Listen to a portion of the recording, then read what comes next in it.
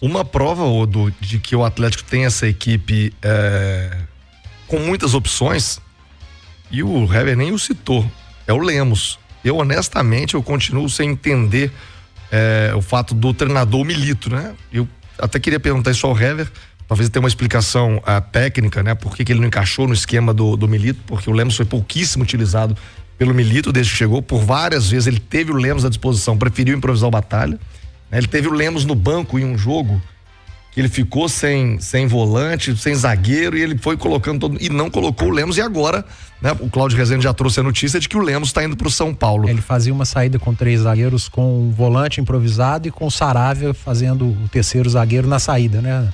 Na fase com a bola, mas defendendo como lateral. Tem muito disso, né? Às vezes eu não vou chamar de incapacidade, mas por característica, o Lemos não ser um zagueiro que consiga fazer a lateral numa fase defensiva, como o Alonso consegue, como o Saravia é lateral de origem e faz a saída como um zagueiro.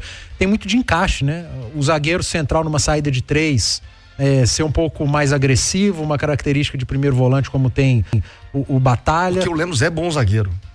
E o Lemos tem um outro problema que pode ter contribuído, que são lesões, cara.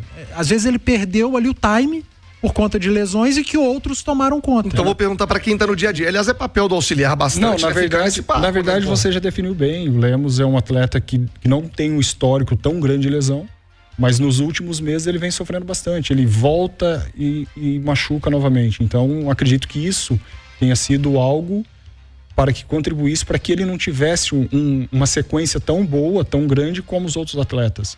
E a gente está falando de zagueiros, aí você cita, nós temos laterais que jogam como zagueiro, então se torna uma concorrência maior ainda. Aliás, isso é como mudou o futebol, né? O futebol é isso, o futebol é dinâmico, né? Cara, mas não era assim, não. Não era assim. Fala a sua época, pra você ver. A época do Hever era 2 anos atrás. O jogo contra o Vasco. Ô, Hever, lateral, meu filho. O Hever que eu conheço. Atlético. Mas nós temos, desculpa, não, claro. Nós temos laterais com características de zagueiro. Sim. Temos zagueiros com características de laterais. Então você consegue. Poucos. Era muito mais fácil você adaptar um lateral como zagueiro do que um zagueiro como lateral. E o Hever como primeiro volante, como aconteceu. Também. Hoje, se você pegar o Júnior Alonso, é um zagueiro com muita qualidade, que ele consegue fazer a lateral esquerda. Então, assim... O Saravia, que é um lateral que faz a defesa. Hoje faz a direita. Hoje o futebol, o atleta tem que entender que ele tem que fazer mais que uma função.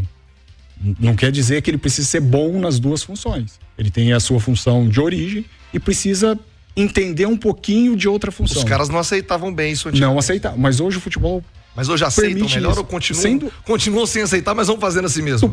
Tu pega as equipes de ponta hoje do futebol brasileiro.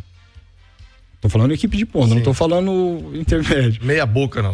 Mas tu pega essas equipes, você tem muitos jogadores que faz mais que uma função. Às vezes até 3 funções. E o cara que não faz, tá fora, né? Ele tá fora, fora. Uma das melhores atuações do Otávio esse ano foi fechando como zagueiro contra o Vasco. Então, uma linha de 4. A gente tem várias situações que o atleta precisa, não precisa ir muito longe. O atleta, ele tá mais inteligente, ele tá buscando mais conhecimento, tá estudando mais as equipes adversárias, porque senão ele vai ficar no meio do caminho, não adianta.